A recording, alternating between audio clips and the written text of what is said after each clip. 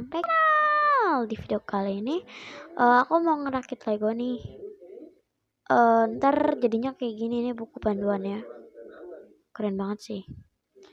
Terus ini apa namanya, kayak bahan-bahannya. Terus ini ada stikernya. Terus ini juga ada orang-orangannya. Oke guys, jangan lupa di like, comment, share. Oke guys, jadi aku mau lihat dulu panduannya. Pertama aku pengen bikin dulu orangnya, tapi orangnya tuh sedikit, bukan sedikit lagi. Emang susah banget sih masangnya. Makanya aku minta ke orang yang lebih bisa, orang gede gitu.